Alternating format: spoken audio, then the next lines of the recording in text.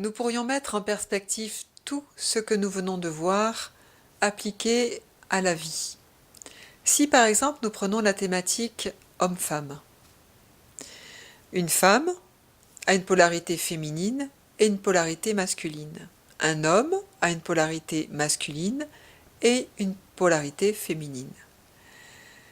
L'énergie essence, l'état d'être essence, est un état d'être descendant. C'est la polarité lunaire, féminine. Et l'énergie transmutation, l'état d'être transmutation, a une polarité masculine et montante. Ensuite, le tout est de trouver l'équilibre dans la relation à l'autre, que ce soit un partenaire de vie ou que ce soit une relation professionnelle, en tout cas une relation de coopération.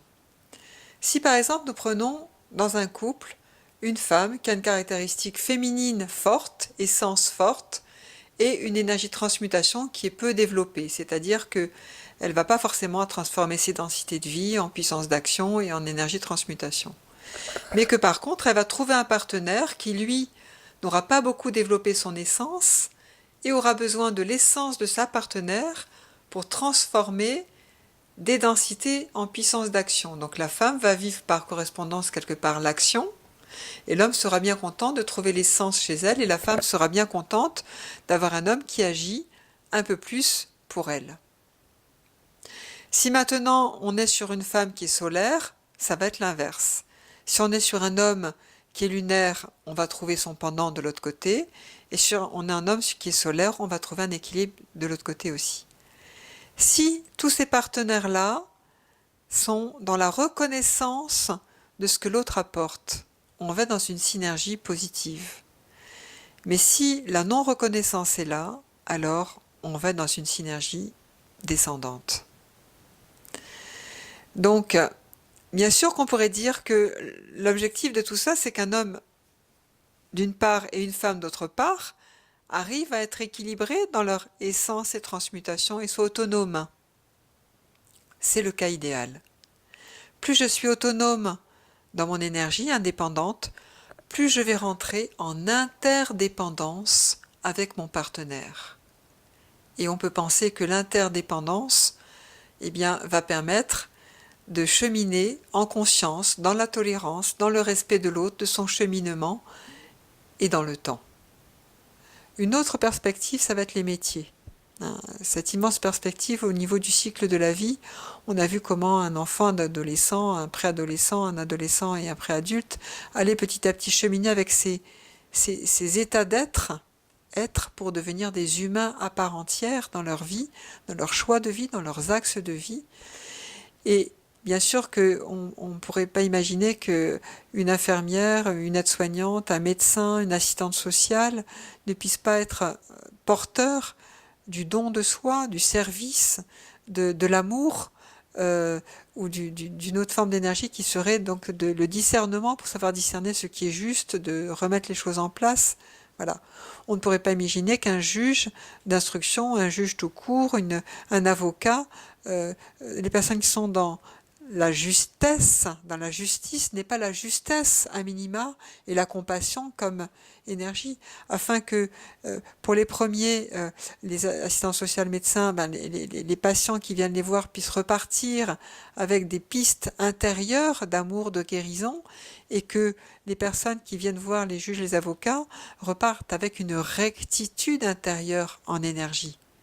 Vous voyez, on ne pourrait pas imaginer une esthéticienne qui ne soit pas porteuse intérieurement et rayonne l'énergie de la beauté ou de l'amour, de façon à ce que les personnes qui viennent chez elle dans leur cabinet pour se faire prendre des soins puissent en même temps avoir des soins certes, mais se sentir bien et sentir en elles-mêmes la beauté et l'amour être. Vous voyez ?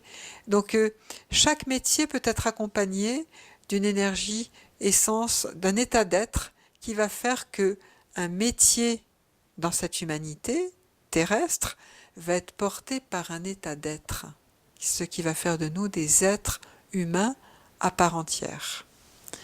Nous arrivons maintenant à la conclusion de cette conférence, et puis en même temps à quel apprentissage ou quoi faire de ça dans la vie quotidienne.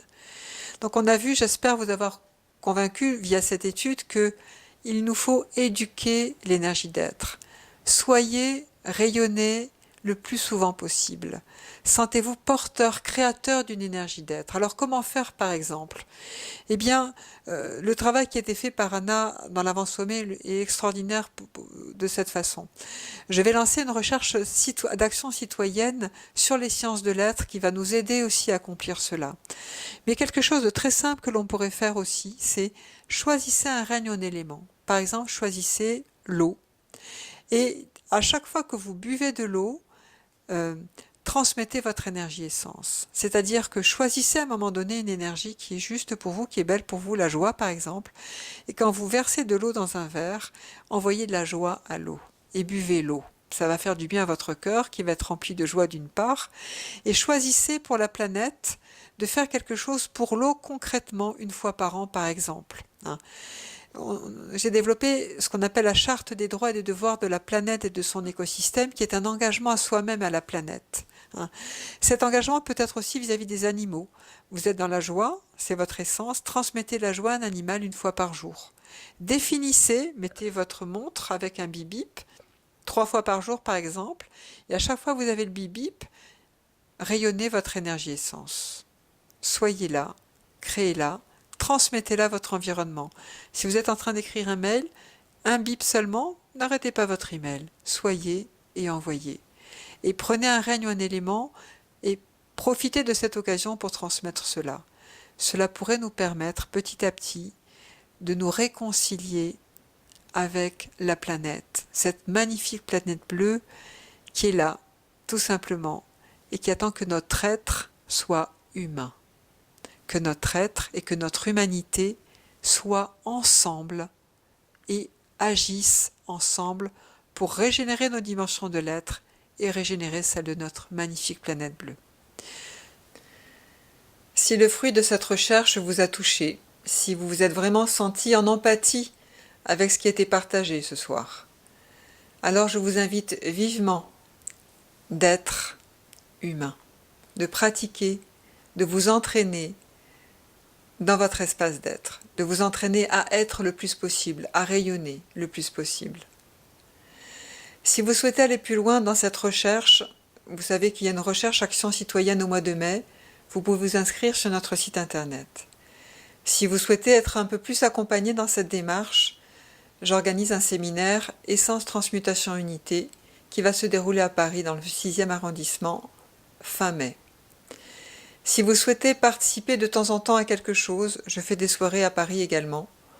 Si vous souhaitez aller encore plus loin dans un espace de découverte des règnes et des éléments et de participer, de vous engager à vous-même et à l'écosystème et à la planète via la charte, le solstice d'été sera fêté le 20 juin au soir, à partir de 14h, à l'ashram de Gretz, à l'occasion des 2 journées internationales sur le yoga. Vous pourrez trouver tout cela sur notre site internet harmonique-vision.com dans la rubrique Actualité. Et vous pouvez vous inscrire à tout ce que j'évoquais là si vous le souhaitez. Je vous souhaite le meilleur.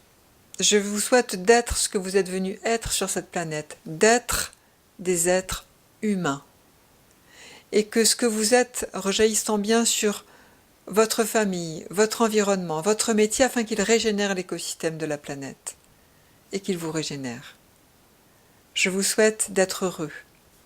Je vous souhaite d'être et d'enseigner ça à vos enfants. D'enseigner ça aux animaux, aux végétaux, aux minéraux, à la terre, à l'eau, au feu, à l'air, à l'éther.